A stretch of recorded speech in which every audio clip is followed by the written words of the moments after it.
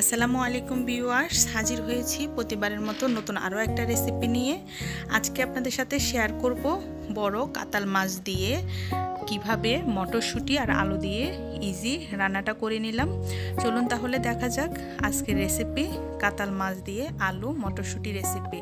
প্রথমে এখানে কাতাল মাছের পিস নিয়েছি, কয়েকটা বড় বড় করে কেটে নিয়েছি। এরপর এগুলোকে ভালোভাবে ধুয়ে পরিষ্কার করে নিয়েছি। এখন চুলে একটা ফ্যানে দিয়ে দিব তেল।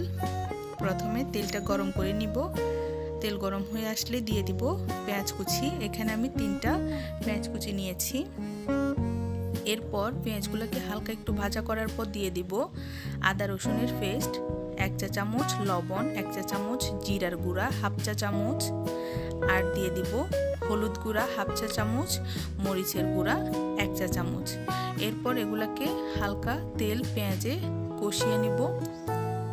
এখন দিয়ে দিব কিছুটা পরিমাণে পানি দিয়ে আবারও 1 থেকে 1.5 মিনিট পরিমাণ এটাকে কষিয়ে নিব। কষানো হয়ে গেলে এখন দিয়ে দিব মাছ। আর আজকে মাছটা আমি ভাজা করা ছাড়াই রান্না করব, যেহেতু কাতাল মাছটা অনেক ফ্রেশ। এজন্যে একটু নেড়ে চেড়ে ঢাকনা দিয়ে ঢেকে প্রথমে রান্না করে নিলাম।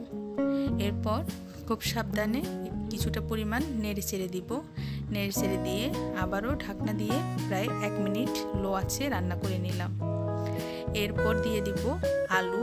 এখানে আমি বড় সাইজের 2টা আলু কেটে নিয়েছি। আলুগুলোকে একটু বড় বড় করে পিস করে নিয়েছি। এখন সবটুকু আলু একটা সাইড করে দিয়ে দিব। আপনারা চাইলে মাছগুলো উঠিয়ে আলুগুলো দিতে পারেন। আমি এখানে মাছের সাথে একটা পাশে মাছগুলো সাথে দিয়ে দিব আলু। খুব সাবধানে দিয়ে দিলাম। এরপর ঢাকনা দিয়ে ঢেকে 2 মিনিট রান্না করার পর দিয়ে দিব মটরশুঁটি দেওয়ার পর একটু পানি দিয়ে দিব। পানি দিয়ে খুব আলতো হাতে একটু নেড়ে চেড়ে দিব, যাতে করে মাছটা ভেঙে না যায়। খুব সাবধানে নেড়ে চেড়ে দিব। এরপর ঢাকনা দিয়ে ঢেকে এখানে 2 থেকে 3 মিনিটের মতো রান্না করে নিব। এখন এখানে দিয়ে দিব আমি কিছুটা পরিমাণ টমেটো। এখানে আমি 2টা টমেটো নিয়েছি। 2টা টমেটো দিয়ে দিব। টমেটোর পরিমাণটা একটু বাড়িয়ে দিলে বেশি মজা লাগে মটরশুঁটি, আলু আর কাতাল মাছ রান্নার ক্ষেত্রে। এখন আমি দিয়ে দিব আরও কিছুটা পানি। ব্যাস, এখানে আমি আর পানি দিব না, এতে রান্নাটা কমপ্লিট করে নিব। এখন ঢাকনা দিয়ে ঢেকে বাকি রান্নাটা করে নিব। প্রায় 3 থেকে 4 মিনিটের মতো মিডিয়াম লো আছে আমি এটাকে রান্না করে নিয়েছি। এখন যদি একটু ধনেপাতা দেওয়া যায় তাহলে খুব ভালো একটা ফ্লেভার পাওয়া যাবে।